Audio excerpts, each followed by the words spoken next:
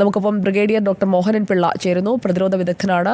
Doctor Mohanan Pillai, ഇപ്പോൾ നമ്മൾ 8ാം ദിവസം എത്തിയിരിക്കുകയാണ് ഈ തെരച്ചിൽ തുടങ്ങിയിട്ട്. കരയിലെ തെരച്ചിൽ ഏകദേശം പൂർണ്ണമായും അവർ നടത്തുമ്പോഴും അവിടെ നിന്നൊന്നും കണ്ടെടുക്കാൻ കഴിയുന്നില്ല.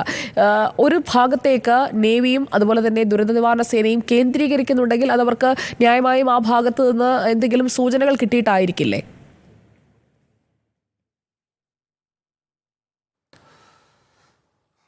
നമ്മൾ ഇന്നലെ പറഞ്ഞു വെച്ചെടുത്തത് നിന്ന് തുടങ്ങുവാണെങ്കിൽ നമ്മൾ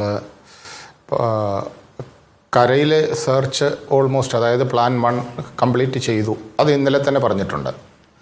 അതിനുശേഷം ഇപ്പോൾ ചെയ്യാൻ പറ്റുന്ന പ്ലാൻ ബി അനുസരിച്ചിട്ട് വേറൊരു ഓപ്ഷൻ ഇല്ലാതെ എല്ലാവിധ ഇൻഡിക്കേഷനും കൊടുക്കുന്നത് നദിക്കരയിൽ അല്ലെങ്കിൽ ആ ഇൻസിഡൻറ്റ് നടന്ന സ്ഥലത്ത് കുത്തൊഴുക്കിൻ്റെ അതേ ലെവലിൽ തന്നെ ഒരു 100-200 മീറ്ററിനുള്ളിൽ തന്നെ കാണും എന്നുള്ള ഒരു പ്രതീക്ഷയോടെയാണ് ഈ നേവി ആണെങ്കിലും NDRF ആണെങ്കിലും അതുപോലെ തന്നെ ആർമിയും ഇത് മൂവ് ചെയ്യുന്നതും പ്ലാൻ ചെയ്യുന്നതും അതനുസരിച്ച് വർക്ക് ചെയ്യുന്നതും.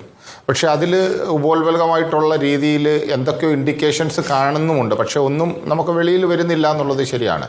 പക്ഷേ ഇത് വീണ്ടും നമുക്ക് വിശ്വസിക്കാനുള്ള ഒരു പ്രേരണ നൽകുന്നതിൻ്റെ കാരണം, ഞാൻ എപ്പോഴും പറയുന്നത് പോലെ തന്നെ ഒരു കട്ടുവുഡ് ഇത്രയും ലോഡ് കയറിയ ഒരു വണ്ടി അത് ആ കെട്ടഴിഞ്ഞിട്ടില്ല എന്ന് വിശ്വസിച്ചുകൊണ്ട് തന്നെ അത് ആ മലവെള്ളപ്പാച്ചിൽ വന്നപ്പോൾ സൈഡിൽ സ്കിഡ് ചെയ്ത് വെയിറ്റോടുകൂടി സ്കിഡായി സൈഡിൽ കിടക്കുന്നു എന്നുള്ള ഒരു രീതി വേണം നമുക്ക് അനുമാനിക്കാൻ. അഥവാ അത് പുഴയിലോട്ട് പോയെങ്കിൽ പോലും അത് അധിക ദൂരം ഒഴുകിപ്പോകാനുള്ള ഒരു സാധ്യതയില്ല. വീണ്ടും അത് എവിടെയോ ഉടക്കി അതിൻ്റെ മേളിൽ ഡിപ്പോസിറ്റായി വന്നിരിക്കാനാണ് സാധ്യത. അതുകൊണ്ട് സ്വാഭാവികമായിട്ടും എത്രയും നേരത്തെ തന്നെ നമുക്ക് അതിൻ്റെ ഇൻഫർമേഷൻ കിട്ടുമെന്നുള്ള ഒരു പ്രതീക്ഷയിലാണ് നമ്മളൊക്കെ ഇരിക്കുന്നത്. അപ്പം ആ ഒരു ആംഗിളിൽ ഇപ്പോഴത്തെ സെർച്ച് അത് മാത്രമേ ചെയ്യാൻ നമുക്ക് പറ്റുകയുള്ളൂ. അത് നല്ല ഒരു രീതിയിലാണ് മുന്നോട്ട് പോകുന്നത് എന്നാണ് നമുക്ക് മനസ്സിലാക്കുന്നത്. അത് ഇന്നലെ ഒരുപാട് വിമർശനമുണ്ടെങ്കിലും സുജയ നമ്മൾ സംസാരിച്ചത്, കാരണം ഡീപ്പ് സെർച്ച് മെറ്റൽ ഡിറ്റക്ടറിനെ കുറിച്ച് പറഞ്ഞപ്പോൾ ഇന്നും അത് തന്നെയാണ് ഏറ്റവും കൂടുതൽ എഫക്റ്റീവായിട്ടുള്ളത്. ആ ഒരു മെറ്റൽ ഡിറ്റക്ടർ തന്നെയാണ് അത്, അല്ലെങ്കിൽ പവർ കൂടിയത്. അത് വെച്ചിട്ടാണല്ലോ സെർച്ചിങ് കൂടുതൽ നടക്കുന്നത്.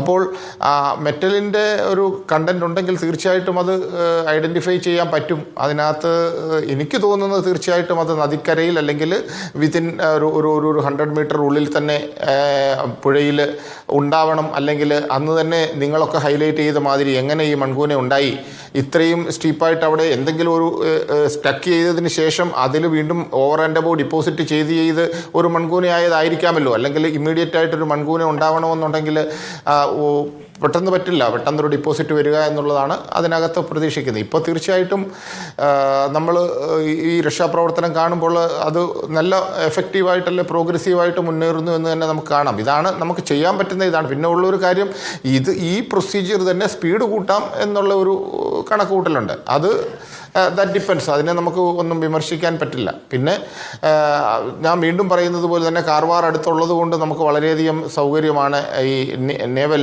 ഫോഴ്സിൻ്റെ സപ്പോർട്ട് കിട്ടുന്നതിന് വേണ്ടി.